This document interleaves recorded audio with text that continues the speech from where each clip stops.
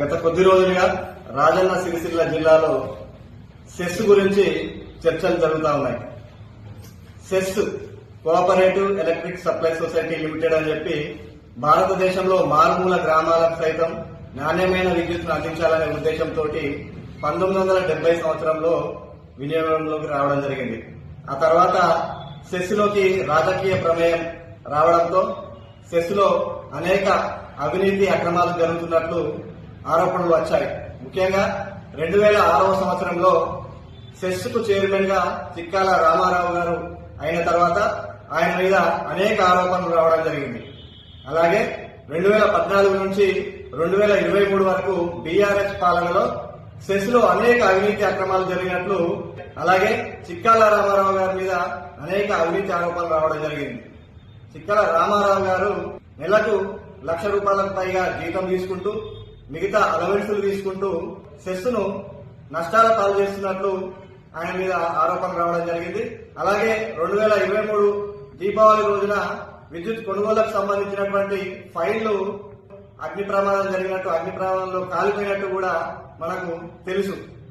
దీని మీద ఈ సెస్ లో అనేక అక్రమాలు జరుగుతున్నాయని చెప్పి చాలా మంది ఈఆర్సీకి కంప్లైంట్ చేయడం జరిగింది. అలాగే వినియోగదారుల సంఘంకి అధ్యక్షులైనటువంటి చిమ్మన్ ప్రకాష్ గారు కూడా ఈఆర్సీకి కంప్లైంట్ చేయడం జరిగింది.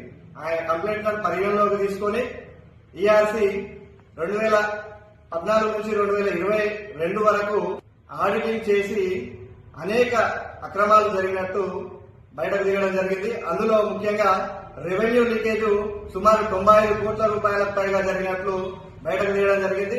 అలాగే ఆస్తులను బ్యాలెన్స్ షీట్ లో నమోదు చేయకుండా ఖర్చుల రూపంలో చూపెట్టి ₹100 కోట్ల సెస్ కు నష్టం చేసినట్టు మనకు బయటపడడం జరిగింది. అలాగే ప్రతి సంవత్సరం రెవెన్యూ గ్యాప్ ద్వారా సెస్ నష్టాల పాలవుతున్నట్లు కూడా గుర్తించడం జరిగింది. దీన్ని పరిగణలోకి తీసుకుని సెస్ నష్టాల పాలవుతుందని చెప్పి అప్పటి ఈఆర్సీ చైర్మన్ అయినటువంటి తన్నీరు రంగారావు అనే వ్యక్తి ఎనర్జీ డిపార్ట్మెంట్ కు ఒక లేఖ కూడా రాయడం జరిగింది.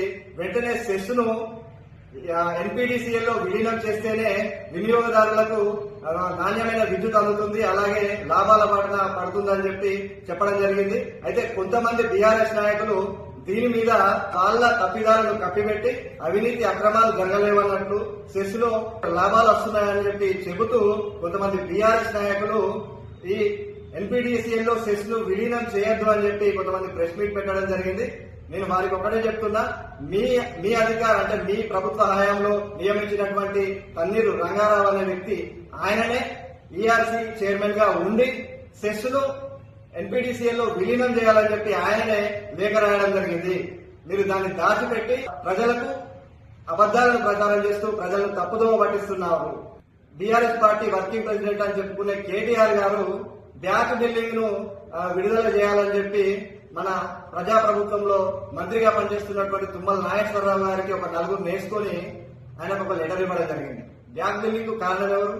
ఆనాడు కేటీఆర్ గారి ప్రభుత్వ హయాంలోనే కదా ఈ నా 4th కేటగిరీ నుంచి 3వ కేటగిరీకి మార్చి వాళ్ళ విద్యుత్ బిల్లులు పెరిగేలాగా చేసింది కేటీఆర్ గారే కదా, వాళ్ళ హయాంలోనే జరిగింది కదా. మరి ఆనాడు ఎందుకు దీన్ని మాట్లాడలేదు?